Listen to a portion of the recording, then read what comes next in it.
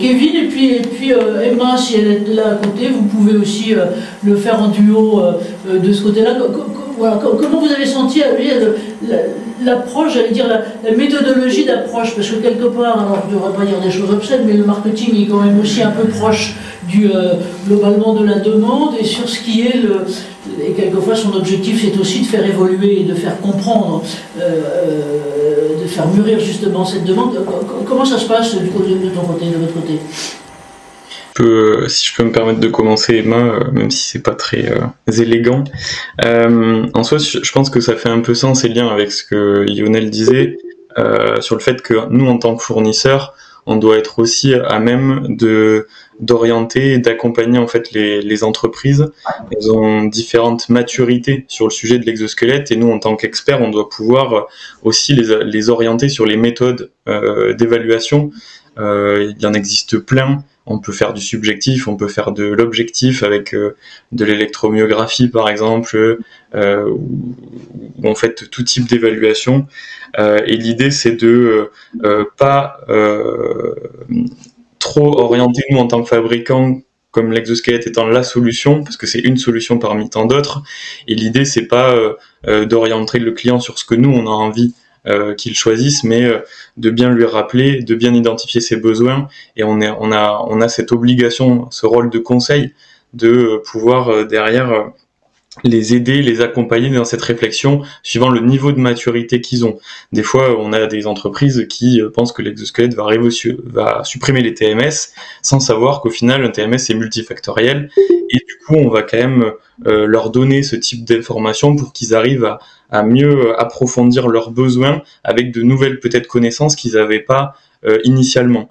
Et l'idée, du coup, c'est on a un petit peu ces deux rôles orientés sur la méthode d'identification des besoins, qu'est-ce qu'ils attendent aussi des exosquelettes pour savoir comment derrière les évaluer, et du coup l'accompagnement il se fait aussi dans la durée, parce que ces besoins peuvent évoluer, ça a été dit et ça pourrait peut-être être détaillé aussi par Lionel dans ses expériences, mais les personnes, les clients, qui soient utilisateurs ou décideurs, vont modifier aussi leurs besoins parce qu'ils vont avoir une nouvelle compréhension de ce que pourraient apporter ces nouveaux dispositifs, et ça marche pour toutes les technologies. Quand on la connaît pas bien, on peut pas savoir jusqu'où on peut aller, et quand on apprend à la connaître, on peut peut-être aller plus loin, et ça amène de nouvelles ouvertures pour peut-être répondre à d'autres besoins non identifiés au début.